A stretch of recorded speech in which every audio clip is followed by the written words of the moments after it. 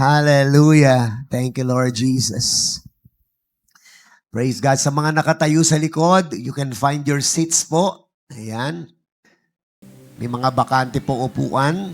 Dito po sa unahan, you can sit po. Thank you, Lord. Amen. Praise God. Mabuti po ang ating Panginoon. God is good. Amen po ba? No? Praise the Lord. Praise God. Ayan. Pakitignan nyo nga yung katabi ninyo. Kamustahin nyo. Ayan. Ayun, no? Praise the Lord. Salamat sa Panginoon. Mabuti po ang Panginoon natin. Amen? No? Praise God. Sino po naniniwala na pagpapalain siya ni Lord ngayon? Amen. Praise God. Okay? So, salamat sa Panginoon. Ayan. Praise God. Sige po, yung mga walang upuan, upo po kayo. Magandang umaga po sa inyo. Sa online din po natin, good morning. Praise God. Meron po bang mga first time lang nakarating? Ayun. Yung mga na-invite po ba? Taas nga po yung kamay. Ayun, oh. Wow, welcome. Palapakan naman natin yung mga taga-Navarro. Grabe. Ang sipag ng mga taga-Navarro. Parang yung pastor nila, ang sipag. No? Praise God. No? Gusto ko pong i-appreciate lahat po ng ating pong mga workers and volunteers. Lalong-lalo na po sa nagtapos po na Daily Vacation Bible School. Sige po, palakpakan po natin. Praise God. No? Napakasipag po ninyo. I'm always thanking God for you. At saka po, patuloy na ipinapanalangin kayo. Salamat din po sa ating pong praise and worship team. Continue to worship the Lord. Ang prayer ko, sana makarating po kayo sa Taiwan, yung ating worship team. Okay, para ma-impart po kayo ng, ang sarap lang talagang sumamba sa Panginoon. Okay, so kasi isa sa mga gift po nila yung kanilang worship, no? So sana po makapunta kayo. Ino-offer ko po sa iba. Okay, kung gusto niyo pong sumama, you can join us, no? Okay, sa Taiwan. I know God is doing something, especially in my life today. Kasi gusto lang muna ni Lord na ako'y magpahinga. Kasi marami pong gagawin, no? Alam ko na inihahanda lang ako ng Panginoon. I'm continuously learning, no, and receiving the Lord has in store for me, no. Napakarami pong mga prophetic words and revelation na ginagawa ang Panginoon, no. Minsan, alam nyo, may tendency kasi lagi na kapag tayo po ay busy, no, we try to do more, no. Pero tandaan nyo, pagka tayo po'y busy, it doesn't mean that we are intimate with the Lord. No? No, don't be intimate with your ministry, but let us be intimate with the Lord. No? At minsan mga kapatid, kapag busy tayo sa maraming ginagawa natin, we became too tired and weak and weary. At dahil po dito, nababurn out tayo. No? Dapat po kapag tayo nasa presensya ng Lord, naglilingkod tayo kay Lord, hindi tayo napapagod. Because we are receiving more from the Lord, no? Kaya po yung mga workers natin, ayoko lang kayong maging busy, no? Your busyness is not God's business. Okay? Ang business ng Panginoon is to minister to you, no? Kapag give ka ng give sa tao, mauubusan ka. You have to receive from the Lord. Pagka meron kang tinatanggap sa Panginoon, yun lang talaga mga kapatid yung opportunity mo to give something. Okay? No? Pagka ang binibigay mo katulad ng isang balon, kapag ka po yan ay sagad na, no? Ang maibibigay mong tubig hindi na malinis, no? Yung tubig na latak na may dumi, no? Kaya that's why even you minister, okay? Minister ka ng minister, hindi na nakakabusog. Okay? Hindi na nakakasatisfy ng spirit and soul. Tandaan mo, ang pinagmiministeryo natin ay espiritu ng mga tao. Kaluluwa ng mga tao. Okay? So kahit paglingkuran mo yan, they will not be satisfied. Kinakailangan na bibigay natin is fresh manna from the Lord. Okay? Fresh revelation from the Lord. Amen? No? Kaya po, yun po yung maging barometer natin. Okay? I appreciate all the workers, pero wag nating kakalimutan yung pagpunta natin sa paanan ng Panginoon. Amen po ba? No? Okay? Kasi ayokong ma-burn out po kayo. Yung bang naglilingkod kayo sa Panginoon, nag-aaway-away na kayo. Hello? Di ba? No? Meron po isang crusade na naganap, no, sa isang outreach church. 500 ang tumanggap sa Panginoon. No? Meron pong outreach po sa lugar na yon. Okay? Supposed to be, there will be a great harvest. Kasi it was a very successful crusade. 500 people receiving the Lord. Pero mga kapatid, no, pagkatapos ng crusade, yung sumunod na linggo, yung church po nagsara. Okay? Bakit po? Nag-away-away po yung mga leaders. Nakita niyo po?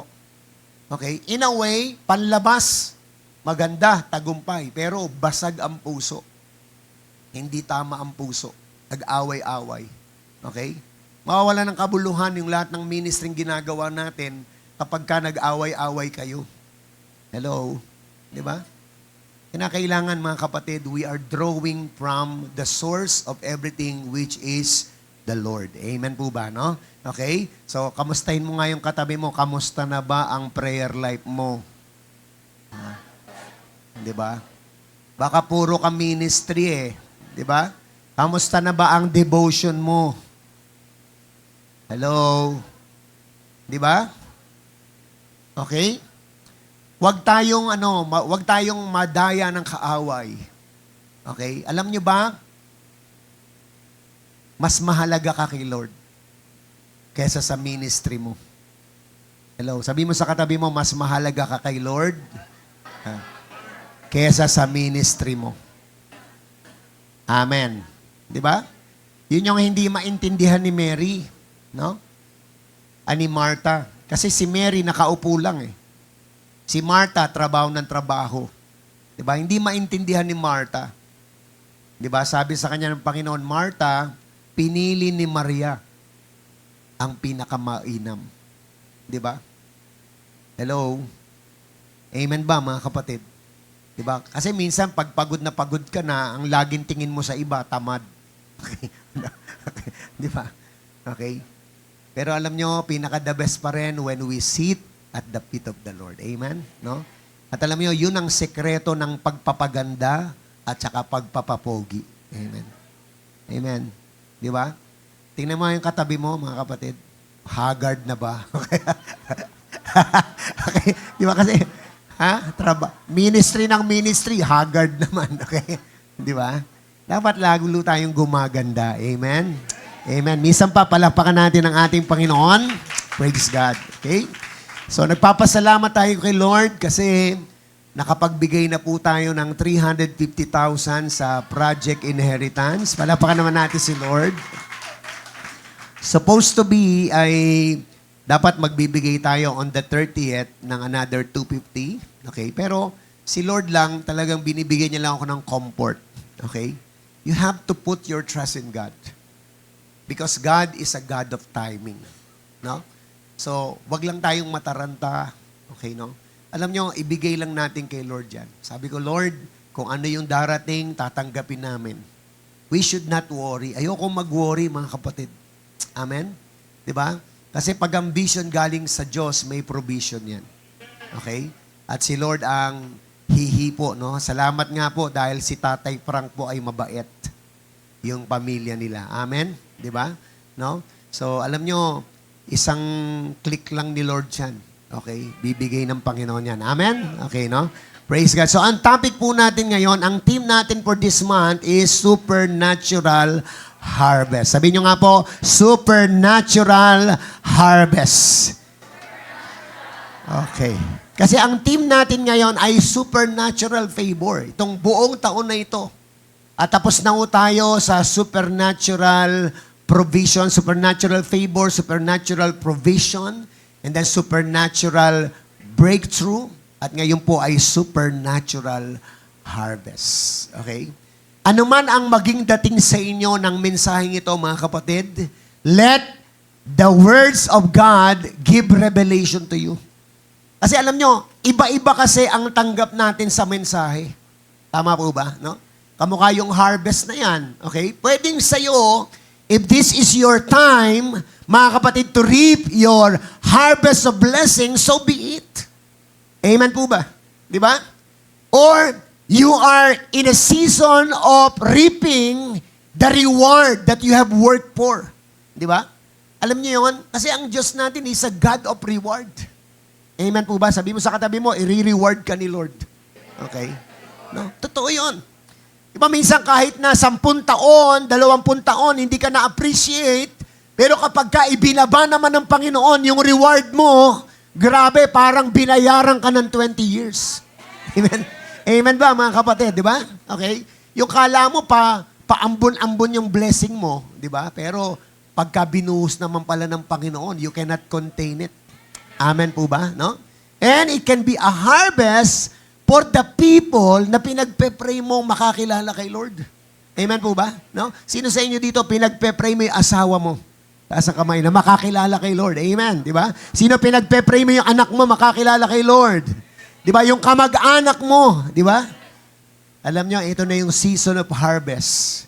Amen po ba? Palapakan natin ang ating Panginoon. Okay?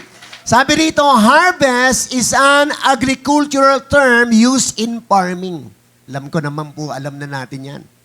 But harvest can also mean spiritual growth and increase. Okay? Hawakan mo yung katabi mo, sabi mo, I declare increase in your life.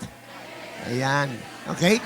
Lagi kang tandaan nyo, God is better than yesterday. Di ba? Kaya pagka ako tinatanong ka, kamusta ka na? Sabi mo, mabuting-mabuti kesa kahapon. Okay. Amen. Di ba? Kasi yung kahapon, tapos na yun. Amen. Always declare, okay, that your best life is coming. Amen. Di ba? Sabi niya, it can also mean personal growth and development.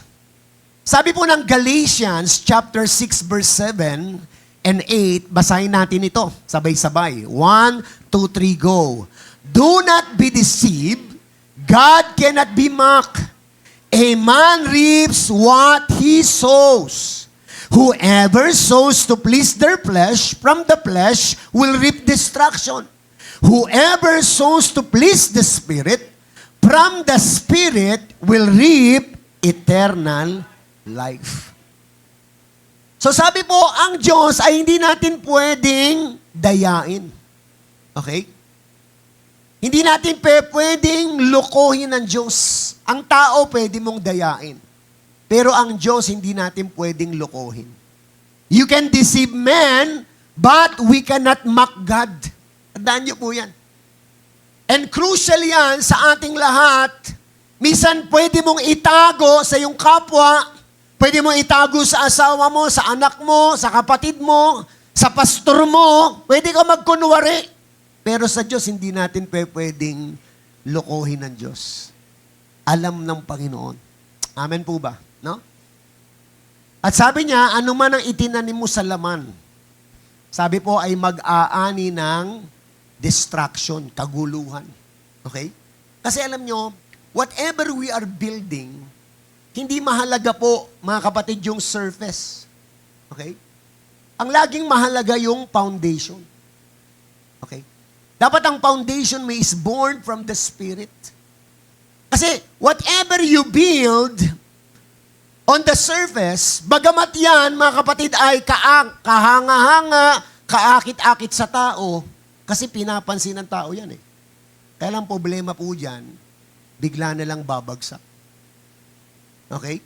Kaya tamo, ang kayamanan, pagkagaling sa masama, papayagpag lang yan in a moment, pero may balik po yan. Hello? Di ba? Minsan ang balik po niyan, suffering. Hello? Di ba? Sickness and disease. Kaya hindi pa pwedeng magmalaki yung tao. Na marami kang pera ngayon. Kasi mga kapatid, no? Minsan, isang karamdaman lang, ubos na yung pera. Isang pagsubok lang, ubos na yung pera. Pero sabi niya, yung mga itinanim mo from the Spirit will reap eternal life. Okay? Bakit po? Kasi may bunga ng tinatawag nating true riches. Sabi niyo nga po, true riches. Ano yung true riches? Kapayapaan, kagalakan. Amen? Alam niyo, huwag kayong maiinggit doon sa mga taong maraming pera. Pero hindi naman nakakatulog. Hello?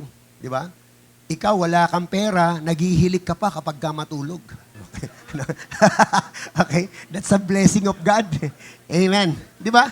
Hindi ka kumakain ng masarap, no? Yung sabihin na natin, yung mga high class na food, pero wala kang sakit. Di ba? Yung maraming pagkain, sila yung mga may sakit. Okay? Di ba?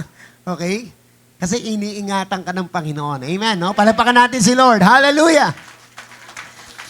Kaya po mga kapatid, yung praise na man reaps what he sows is a very powerful and dynamic words of truth. Okay? Ito po ay totoo.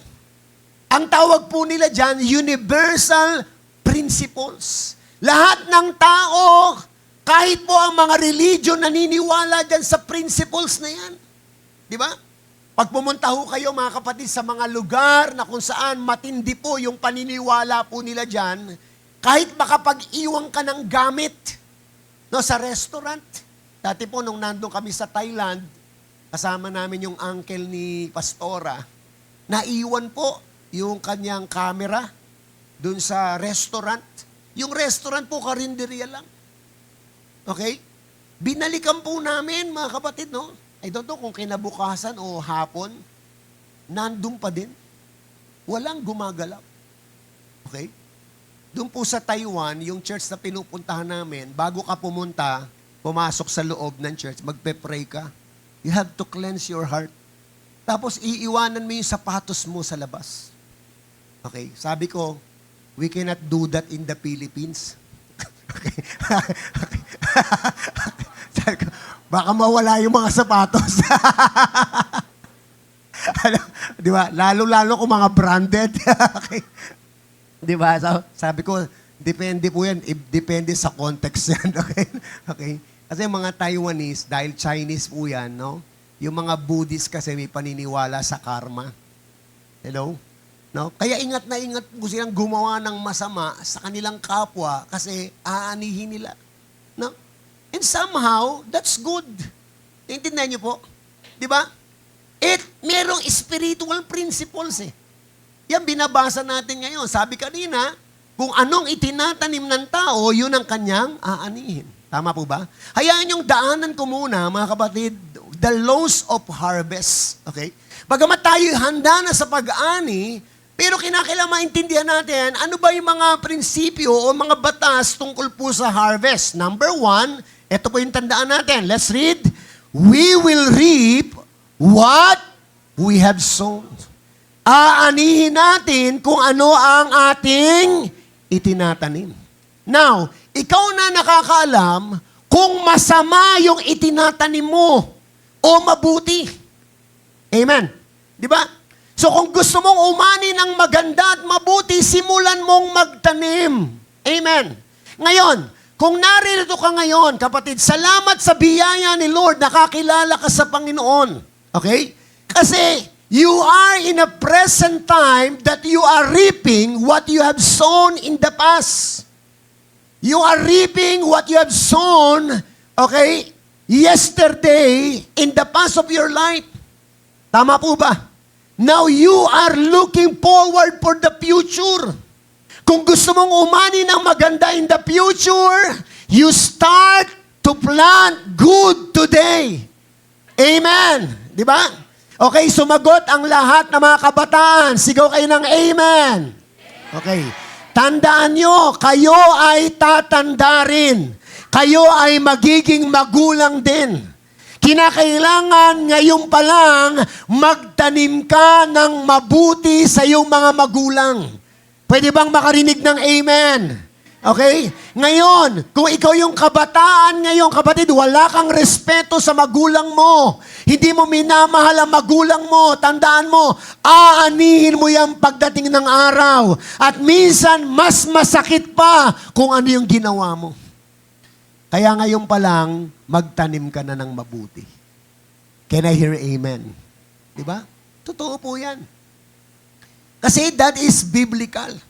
Anong sabi po ng 2 Corinthians chapter 9 verse 6? The point is this, whoever sows sparingly will also reap sparingly, and whoever sows bountifully will also reap bountifully. Sa Tagalog, Kung kaunti ang tinanim mo, kakaunti rin ang iyong aanihin. Kung marami ang iyong itinatanim, marami rin ang iyong aanihin. Napakasimple lang ng prinsipyo, mga kapatid. You cannot expect a multiple of harvest kung ang itinatanim mo konti lang. Hello? Tama po ba? Kasi biblical yun eh. Pagtanim ka ng tanim ng marami, of course, aani ka rin ng marami. Kaya kapatid, yung pagtulong sa kapwa, yung pagpapakita ng pagmamahal sa magulang, yung pagtatanim sa tao, pagtatanim sa ministry at sa misyon, mga kapatid, at kung ano-ano pang paraan na pwede tayong magtanim, mga kapatid, mas marami, mas maganda. Kaya lang sometimes we are afraid na gawin ito kasi nakatingin tayo dun sa wala na o konti lang. Tandaan nyo, lahat ng meron tayo, si Lord lang din ang nagbigay. God is just giving us a privilege, mga kapatid, to reap more. Tandaan nyo, pagka ikaw ay nagtatanim, hindi dun sa pinagbigyan mo yung pagpapala. Yes, they will be a help to them. Pero sa totoo lang, para sa iyo yun. Amen po ba? No? Diba? Sabi mo sa katabi mo, para sa iyo yun. Okay? Nung nagkasakit ang nanay ko, sabi ko, Lord, thank you for giving me an opportunity to bless my life through my mom. Lahat ng ginagawa ko sa nanay ko, hindi para sa kanya, para sa akin. Amen po ba? Di ba? Pagtatanim ko yun. Ang nanay ko, tinataniman ko lang. Kaya sabi ko sa mga kapatid ko, hindi tayo mag-uusap tungkol sa pera. Yung meron, magbigay.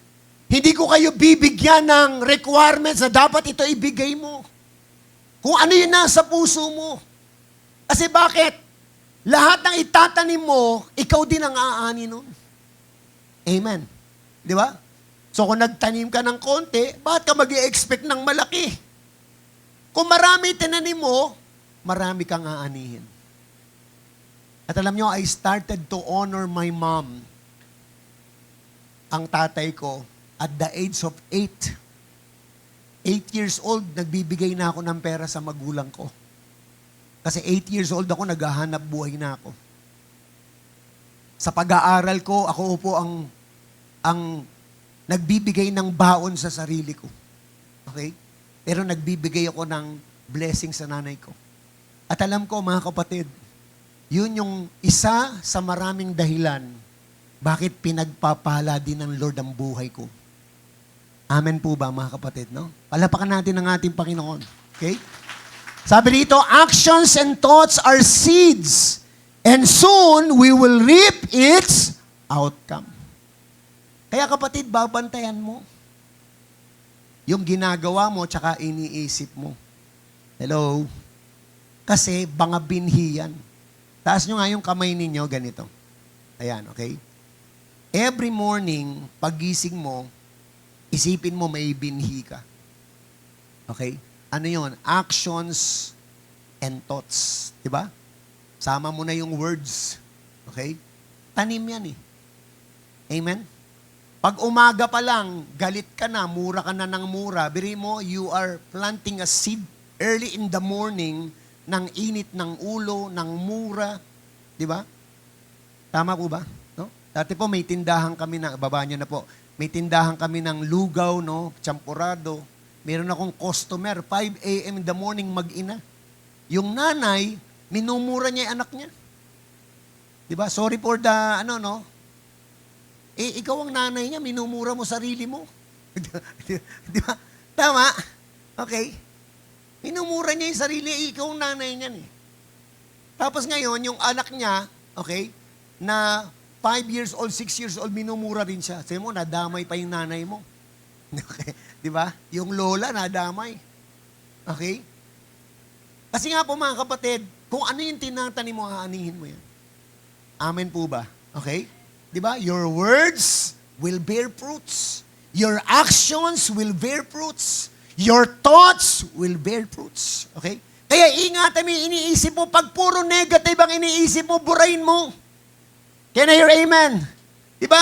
Kapag ka puro kawala ng pag-asa nasa isip mo, palitan mo. Dapat palitan mo ng isipan ng pag-asa, kabutihan. Can I hear amen? Di ba? Kasi aanihin natin yan. Good actions produce positive results, while negative action produce negative results. Amen. Number 2, we can't do anything about last year's harvest, but we can do something about the harvest to come. Amen.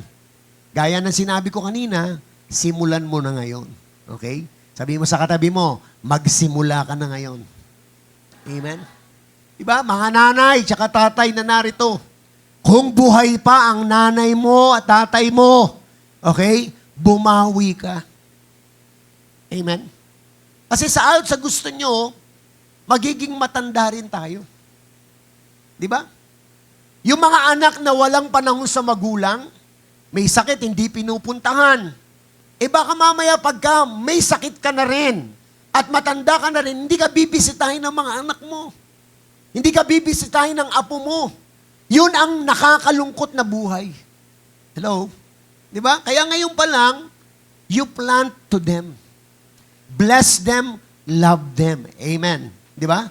At pwede ba, mga kapatid, yung kaya pa nilang appreciate. Amen. Di ba? No, ipapasyal mo. Bawa, yung nanay mo matanda na. Ngayon mo pa ipapasyal. Di ba? Yung lola mo gaganyan-ganyan na. Lola, dadaling kita sa Disneyland. Okay. Ano ko? Okay. Mapapagod yun. Okay, no? Di ba? Baka lalo magalit sa iyo yun. Okay? Alright? No? So, let's start to do something today. Amen.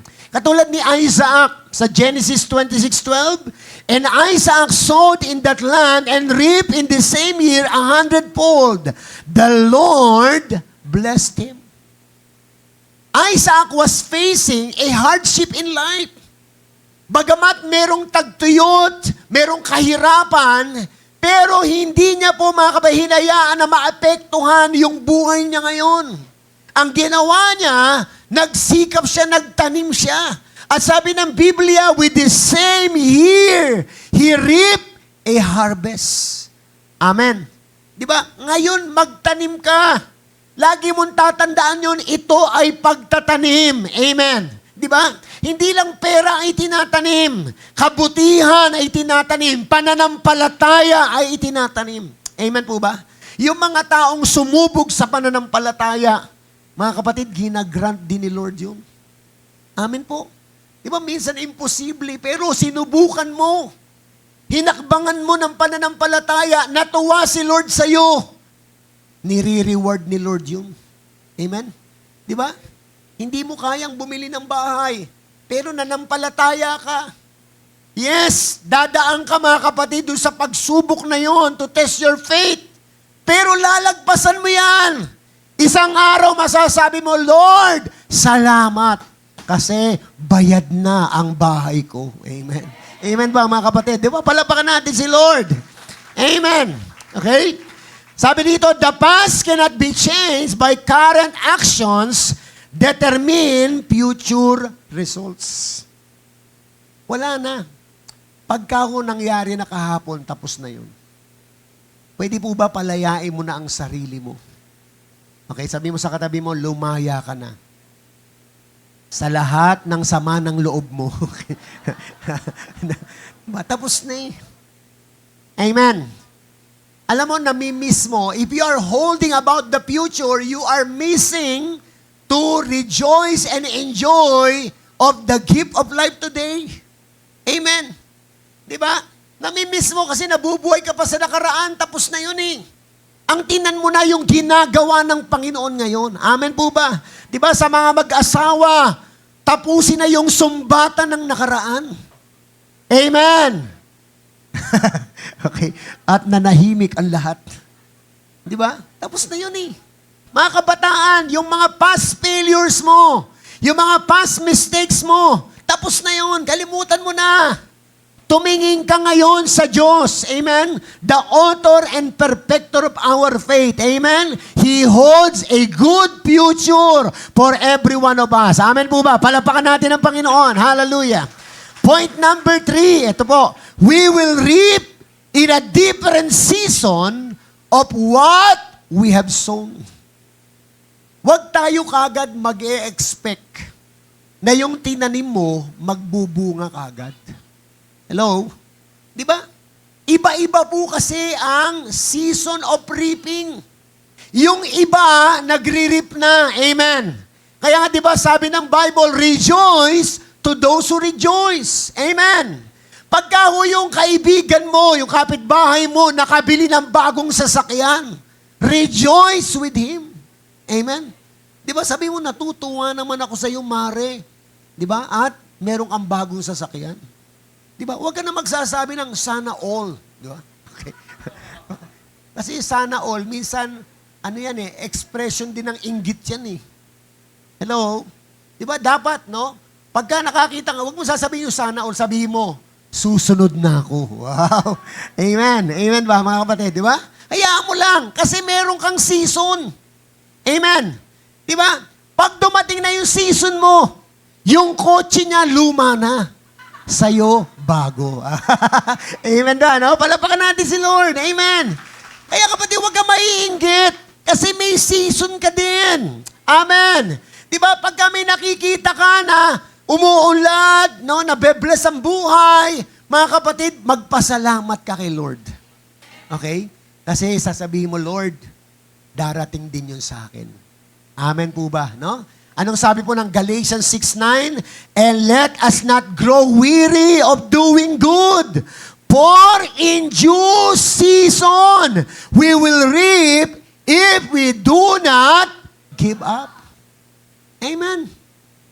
So sabi diyan, may due season. May tamang panahon. Amen po ba? No? Kaya huwag ka maiinip. Alam nyo, karamihan po, ang talo lang talaga yung mga mainipin. Di ba? Yung tamad maghintay, laging nagmamadali. Tandaan nyo mga kapatid, laging may perfect timing ang Panginoon. Amen po ba? At alam mo, pag sinimulan ng Lord yan, sunod-sunod na yan. Amen po ba? Di ba? Kasi you're reaping what you have sown in the past.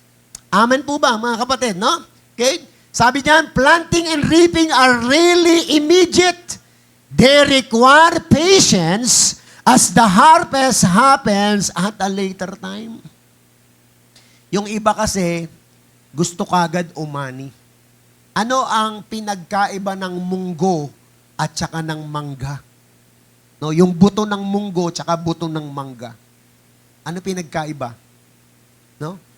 Yung buto ng munggo, okay, tanim mo ngayon. Bukas, no, meron ka ng toge. Okay. Amen? Tama ba? Overnight lang yun. O kaya, 2 days. Kaya alam mo, magandang negosyo yan yung toge. Paborito ng mga Chinese yan. Parang bawat kain mo may toge. Di ba? Kaya yung ibang ginagawang business yan. Every day. Yung mangga, yung buto ng mangga tanim mo, ang tagal. Tama? No? It will took you 10 years para yung puno na yon ay talagang magbunga. Di ba? Pero kapag ka naman nagbunga na yan, mga kapatid, no? Antay ka na lang ng antay ng ani. Amen po ba, mga kapatid, no? Okay? Kaya pakihawak mo ngayon, tabi mo, sabi mo, huwag ka mainip. Yan. Aani ka din. Amen. Palapakan natin ang ating Panginoon. Hallelujah. Okay, number 4. We will reap the harvest of what we have sown if we persevere. Amen. Okay, tapikimin ka, tabi mo, sabi mo, konting tiis pa. Yan. Diba? Konting tiis pa. Kasi alam nyo, yung iba, mga kapatid, napagod na, tumigil na. Diba? Totoo po yun Halimbawa po sa mga mag-asawa, no? Diba? Anong sabi po ni John Lloyd? You have me at my best. Okay, tama ba? And, ano yung worst? ano? Oh, basta yun na yun. Okay, Totoo yun Ang tao kasi, mga kapatid, nagbabago yan. Amen? Ba totoo? Lalong-lalo na pag nakakilala kay Lord. Di ba yung panahon, mga kapatid, hindi mo nakikita, lagi nakikita mo kapangitan ng tao. Nasasaktan ka lagi, parang wala kang future. Pero nung nakakilala kay Lord, mga kapatid, di ba? Tumino ang buhay, umayos ang buhay. Okay? Naging maganda ang buhay, pinagpala ang buhay. Eh kaya lang, pinakawalan mo na. Hello? Di ba? Okay, close na, close. Okay, baka magkaiyakan pa tayo. Okay, no? Sabi po ng Psalm 126 verse 5, those who sow in tears shall reap with shouts of joy. Amen? Umiiyak ka man ngayon, pero darating din yung araw, pupunuin ka ni Lord ng kagalakan. Amen ba? No? Dati po nagkaroon ako ng girlfriend nung ako'y nagsiseryoso ng magpastor, kasi youth pastor na ako. Sabi niya, talaga bang magpapastor ka? Sabi ko, oo. Sabi niya, talaga? Malulunok mo, makakaya mo ba na yung kinakain mo, binigay ng miyembro, damit ng anak mo, binigay ng miyembro, kinakain mo, dinigay ng miyembro. Sabi ko, hindi naman ako nang hihingi So, to cut the story short, mga kapatid, no? Di po kami nagkatuluyan. Okay? So, ngayon, asawa na kita nun no? Okay? Eh, syempre, may kotse na ako, no? Okay? Nadaanan ko yung ex. Okay? Okay. Nag-aabang ng sasakyan. Okay? No? Doon sa Espanya, Blooming Treat. Okay, no? Okay? Di ba? Nadaanan ko, sabi ko si ex to, Okay? Okay. Alam mo, hinintuan ko. Hinintuan. Tapos binabaan ko ng salamin, Uy, hello, kumusta ka na? Sabi niya, uy, nakakotse ka na, Okay? Tapos, binaba ko na. Ikaw lang, Okay? Joke lang. Okay. Huwag niyo nang gagawin yun. Alam niyo, mga kapatid, there are times that we miss. Tama po ba? Nainip ka lang Napagod ka lang. Pero tandaan mo, mga kapatid, lahat ng pagod mo, ina-appreciate ni Lord yan. Nakikita ng Panginoon yan. Amen? Sa mga naglilingkod po dito, okay, intayin mo lang yung reaping times. Amen? No? Kasama ko po ang mga pastor natin from the province. 90% of them, first time pong umalis po ng Pilipinas. No.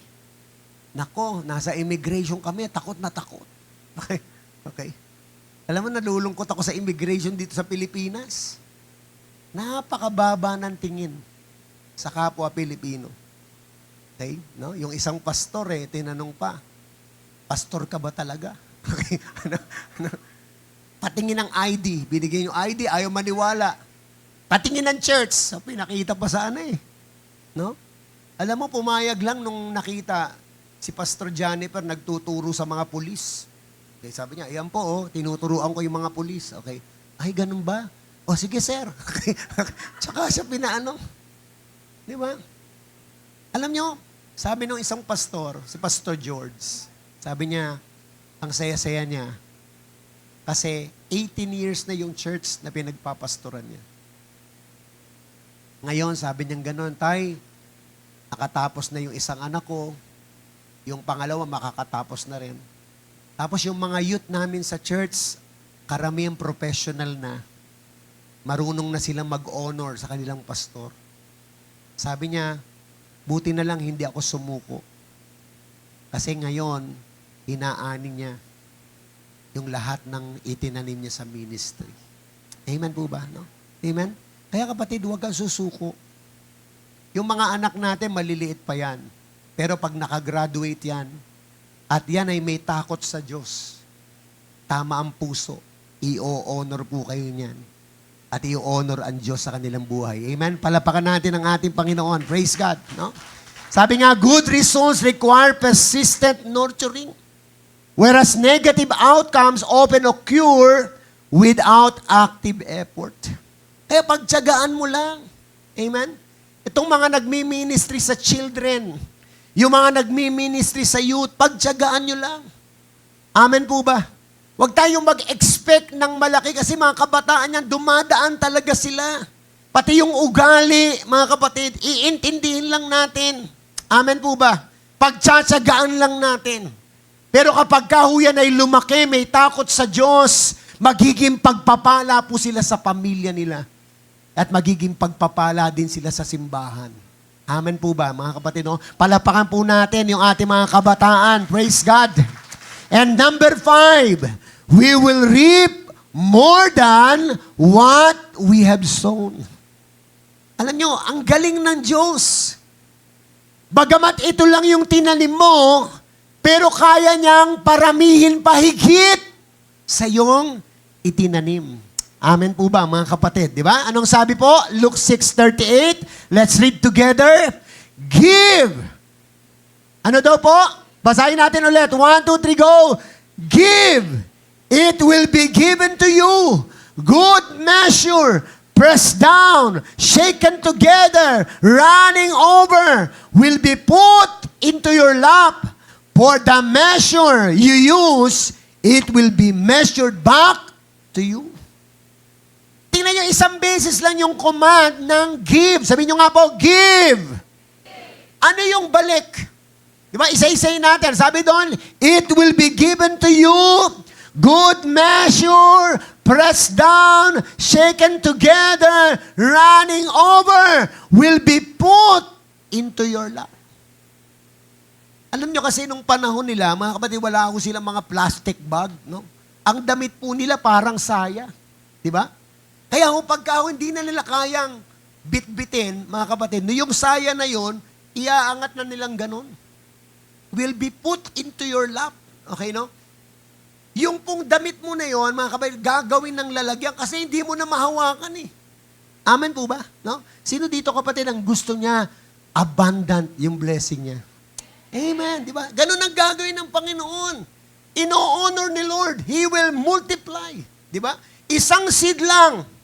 Yung isang tanim mo na buto will produce many fruits. Amen? Di ba? Isang buto ng mangga, pag nagbunga, maraming mangga. Amen? At hindi lang yon, mula doon sa isang buto na yon, yung mga mangga na yon ay magiging buto para sa susunod na tanim mo. Amen? Kaya alam nyo, tuloy-tuloy na. Umani ka nung last season, yung tinanim mo kapatid, aani na naman, tapos aani na naman, tapos aani na naman. Hanggang sa yung buong taon, mga kapatid, all season na ang pag-ani mo. Amen! Kaya alam nyo, doon mo masasabi, wala nang panahon ng tagtuyot, wala nang panahon, mga kapatid, ng taglagas, di ba? Kasi all season na ang pag-aani mo dahil ang pagtatanim mo ay all season na din. Amen! Palapakan natin ang ating Panginoon. Praise God! A small action or decision can lead to a large result multiplied over time. Ngayon, medyo tiis-tiis ka lang. Amen po ba? No? Pero darating ang araw, sobra-sobra na yan. Amen po? No? Meron po ako naging kaibigan, nakasabay ko lang po siya sa eroplano nung papunta po kami ng London. Okay? So, nakatabi ko si nanay. Ang pangalan niya, si Nanay Michelle. Siya po ay 65 years old. Alam niyo po ba, mga kapatid, lagi na siyang pumupunta sa mga anak niya. Minsan nandun siya sa Dubai, minsan nandun siya sa England, minsan nandun siya sa Japan. No? Kasi yung mga anak niya nakapag-abroad. Sabi niya, Pastor, ang ginagawa ko na lang ngayon, mag-abroad ng mag-abroad. Wow. Diba? Sabi ko, wow. Di ba? Pero, hindi mo maitatanggi nung maliliit yung mga anak niya, nagtatrabaho siya. Kasi, maagang namatay yung kanyang asawa. Siya nagtaguyod doon sa kanyang mga anak. Nakita niyo po? Di ba? Kaya ngayon, maaaring napapansin mo, nahihirapan ka, pero okay lang yan. Darating din yung araw ng pag-ani mo. Amen po ba? Palapakan natin ang ating Panginoon. Praise God. Di ba? Gusto ng Panginoon lahat tayo, maintindihan natin yon. Yung principle of harvest. Amen? So whatever the revelation of God comes to you, whether it is personal, whether it is for family, kapatid, whether it is for the church, gusto ko lang sabihin sa inyo, kapatid, nakikita ng Panginoon ang lahat ng ating ginagawa at ang lahat ng ating paglilingkod sa Diyos ay hindi nawawalan ng kabuluhan. Can I hear amen? Di ba? Sabihin nga natin, pagpapalain ako ng Panginoon. Lakasan natin, sabihin natin, pagpapalain ako ng Panginoon. Okay, lakasan natin, sabihin natin, aani din ako. Amen. Minsan papalapakan natin ang ating Panginoon. Praise God. And what is the purpose of everything? Ang dahilan, mga kapatid, kung bakit tayo binebless ng Panginoon. So that we can be part of the harvest of soul. Amen? Tandaan niyo to. Laging may emptiness sa puso ng isang tao. Kahit makamit niya ang lahat ng bagay sa mundo. Huwag niyong kakainggitan yung isang taong may palasyo. Huwag niyong kakainggitan, kapatid, yung isang taong may magandang sasakyan, maraming pera. Pero kung ang buhay niya ay mapapahamak, kung wala siyang Kristo sa kanyang buhay, walang kwenta ang anumang meron siya. Amen? Kasi ang kailangan ng tao, kapatid, walang iba kundi ang Panginoong Yesus. At yun yung dahilan kung bakit tayong lahat ay pinagpapala ng Panginoon. Kasi gusto niya bawat isa sa atin, we will become part of this great harvest in this end time. Alam nyo, ang tao po ngayon, kailangan na nila ang ating Panginoon. Lalong-lalo na yung mga kabataan.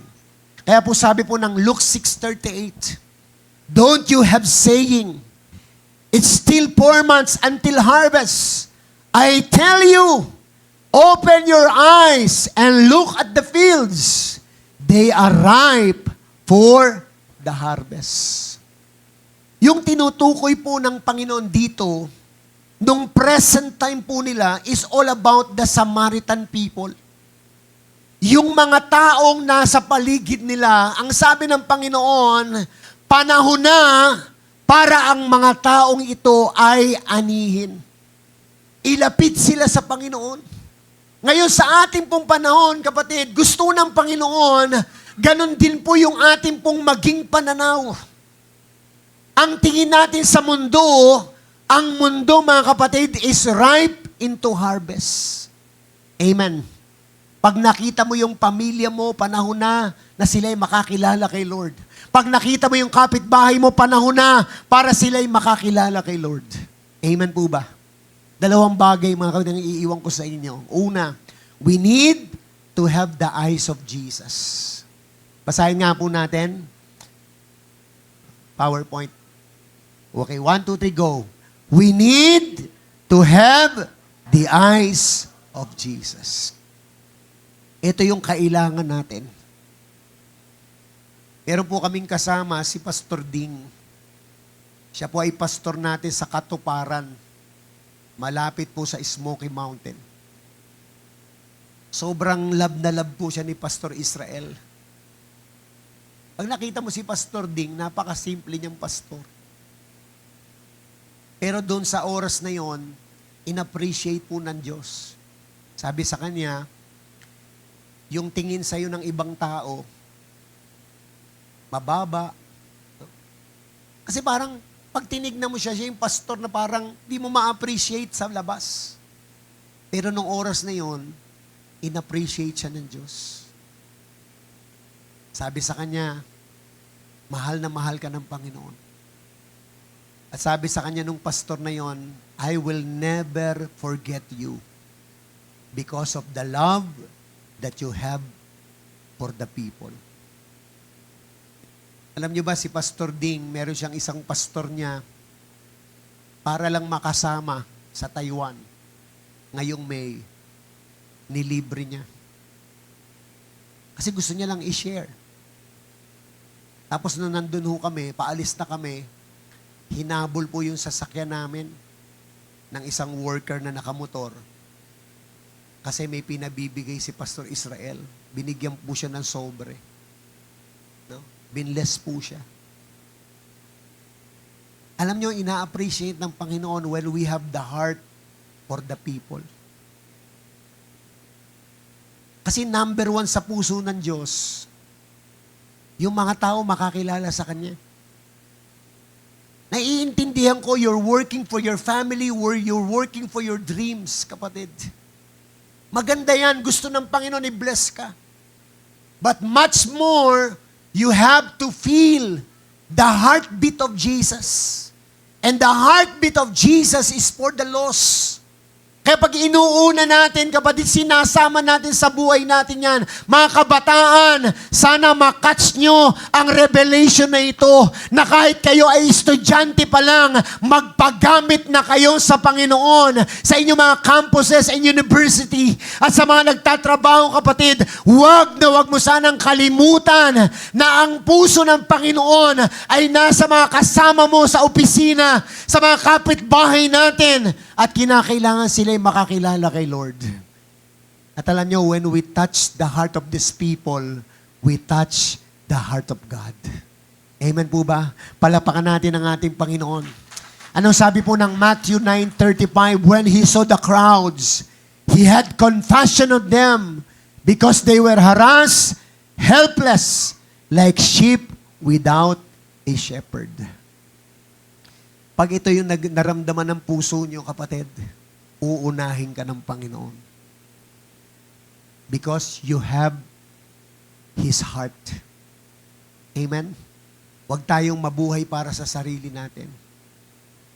Kaya po merong church so that we will reach for the people. Amen po ba? No? Kaya i-bless ng Panginoon para lalong marami pang maabot. Pangalawa, we need to answer the call of Jesus. Tumugon tayo sa panawagan ng Panginoon. Anong sabi po doon sa verse 37? Then He said to His disciples, the harvest is plentiful, but the workers are few. Ask the Lord of the harvest, therefore, to send out workers into His harvest field. Naghahanap po ang Diyos ng mga tao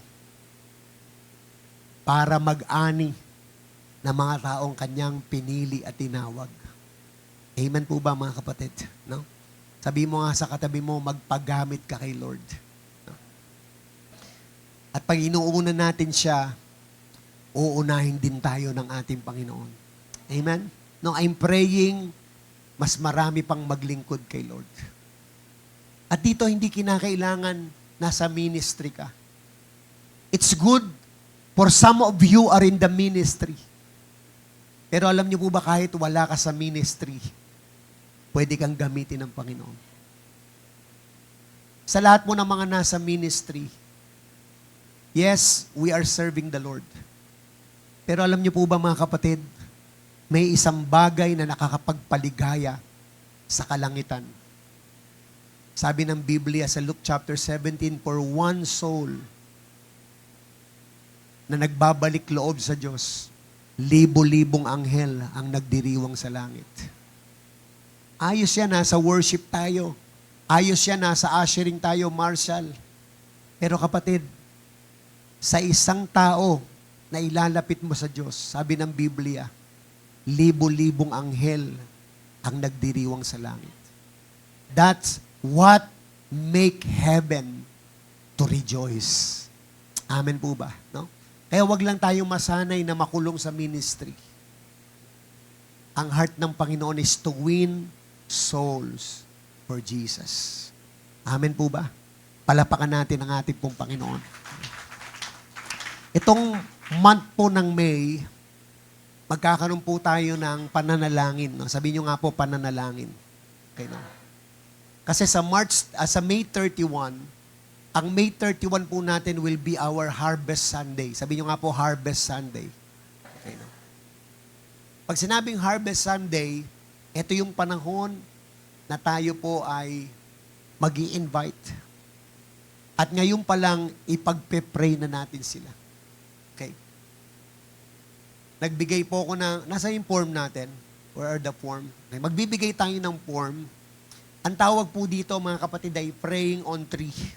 Okay, sabihin nyo nga po, praying on tree. Okay. Okay. Mamaya po, magpe-pray tayo.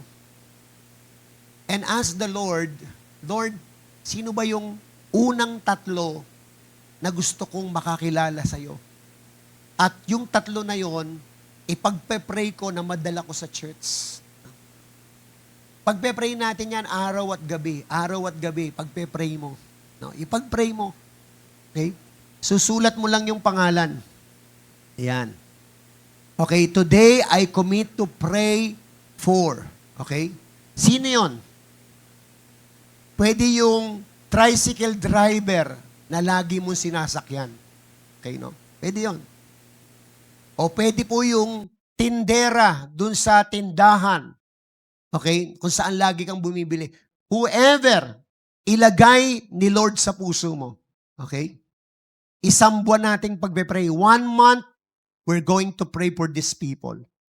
Okay? Ang gagawin mo lang, babanggitin mo lang siya sa prayer. Okay? Mention their names. Ako naniniwala, pag pinagpe-pray natin ng tao, gumagalaw ang Diyos. Amen? As you continually pray for them, the Holy Spirit will reveal to you kung ano nangyayari sa kanila. Okay? Habang pinagpe-pray mo yan, Lord, pinagpe-pray ko po yung tricycle driver na lagi kong sinasakyan. Susunod yan, mga kapatid, tatanong mo na yung pangalan niya. Anong pangalan mo? Alam mo, pinagpe-pray kita. Yung prayer kasi natin, para pong incense yan. The prayers of the saints are like incense in the throne of God. At yan po, yung bawat panalangin na yan, sinasalo po yan ng mga anghel. At dadalhin po yan doon sa throne of God. At pagkatapos po, ito'y susunugin. And it becomes a fragrance offering to the Lord. Pagka ho naamoy ng Diyos yung sweet aroma of our prayers, God will answer our prayers. Amen po ba? No? Tatlo po yan, mga kapatid. No? Pagpe-pray mo, Lord, gusto kong ipanalangin tong tao na ito. Lord, gusto ko ipag-pray yung kapitbahay namin. Lord, gusto ko ipag-pray yung classmate ko. Lord, gusto ko ipag-pray yung kumpare ko. Whatever the Lord is going to reveal to you, isang buwan nating pagpe-pray. We will commit ourselves to pray umaga, gabi. Tapos every Sunday na nandito tayo, lagi nating pagpe-pray. Tandaan mo lang to, kapatid. Bakit ka nandito? Because someone prayed for you. Kaya ka nandito because someone invited you. Diba? Ito naman, ang gagawin natin para sa iba. Amen po, no? We will pray for them. Every week, magre-reveal sa iyo si Lord. Habang pinagpe-pray mo yung kumari mo, nire-reveal kayo. I-reveal ng Lord yan. Ito, maniwala ka, there will be times, baka magkaroon ka pa ng panaginip. Papanaginipan mo sila. And when you talk to them, the Holy Spirit will give you wisdom. Pag sinabi mo sa kanila, magugulat sila, paano mo nalaman yan? Because the Holy Spirit reveal it to you. Amen? May 31 will be our Harvest Sunday. Okay lang na mapuno tayo. Okay lang na walang upuan. Ang mahalaga, maraming makakilala kay Lord. No? We will do that mula first service, second service, hanggang third service. Amen? No? Pagpe-pray mo lang, kung may kaklase ka, kaibigan ka, you will just pray for them. Subukan mo lang. Amen. Ang role natin manalangin, ang role ng Holy Spirit ay humipo. Amen? Amen po ba mga kapatid? Pag nandito na sila, who knows the appointed time of God? Amen po. Ngayon, kung hindi na umabot ng May 31, kasi hinipo na sila ni Lord. Di ba? Huwag mo nang pigilan. Baka sabihin mo, ay, wag muna sa May 31. Hindi, gusto niya na eh. Okay? Dalhin mo na dito. Amen po ba mga kapatid? No? Okay? Tandaan nyo, this is our highest calling. Amen? Your highest calling is to fish for people. Katulad ni Pedro, dati siyang fisherman, pero naging fisher of men. Ikaw po ay engineer, pero at the same time, Christian ka. That made the difference. Amen po ba? No? Katulad po, mga kapatid, ni Joseph, inilagay siya sa mataas na posisyon to save many lives. At syempre po mga kapatid, we are called to serve. Katulad ni Zacchaeus, ginamit siya nung pinayaman siya ni Lord to have a ministry to the poor, to save many lives. Amen? No? Nagpe-pray po ako magkaroon tayo ng orphanage. No? Nilagyan ako ni Lord ng heart for the orphans, yung mga pulubi na walang tirahan. Magpe-pray po natin. Kasi pag may heart ka ng ganito, lalo kang i-bless ng Panginoon. Amen? And all in all, let us be like Jesus. Jesus came to serve, to save. Amen? And to fish for people. Itong church na ito ay may panawagan. Amen po ba? Let us all respond to the call of God.